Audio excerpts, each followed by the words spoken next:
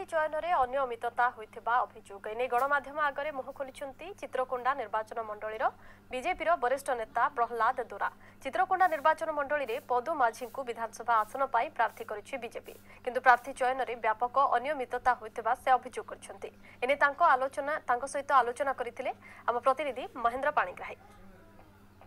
बाजिबा परे एबे चारिआडे प्रार्थीपत्र दाखल हो सारी।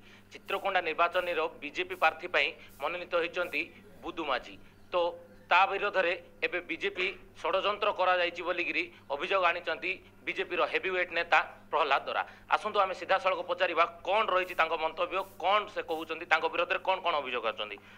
सर प्रथम आपनको स्वागत न्यूज 18 को। कौन कहबे आज्ञा? मो बीजेपी रे ही अछि एवं मु मोदी जी कार्य रे मु बहुत माने मुग्ध, मु ही मु सक्रिय होइथिली एवं बाजपा रे ही रहिबी। किंतु ए जो भली भाव रे जो अन्याय अनीति चली संगठन भितर तार विरुद्ध रे मु मोर समस्त समय एवं शक्ति नियोजन करी। शुणा जाऊँगी गत काली जाए जो बीजेपी रो नुआ प्रार्थी जो विधायक प्रार्थी भाव जो बुदु माझी अच्छा गत काली जाए से चाकरी छाड़ी नथिले, किभली भाबे बीजेपी तांको टिकट देला, आ ऊपर कोन कहबे आपण? ई होची सबुठारु बोधे पृथ्वीर गोटे अष्टम कि नवम एटा आश्चर्यकर घटना है पारे।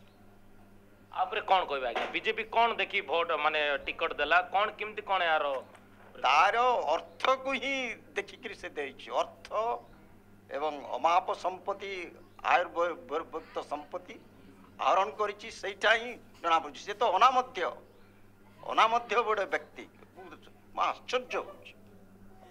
तो निश्चित भाव आपण शुणुले जो बीजेपी रो नेता थिले प्रहलाद दोरा थिले से कहले भाबे बीजेपी टिकट देछि एवं जो पैसा पाई जो एक भीतर एरिया रो गोटे गवर्नमेंट सर्वर को आनी जो टिकट देवा बीजेपी पक्षरु केते दूर ठीक केते दूर यथार्थ ता समय ही कहबो। मालकानगिरी महेंद्र पाणिग्राही, न्यूज 18।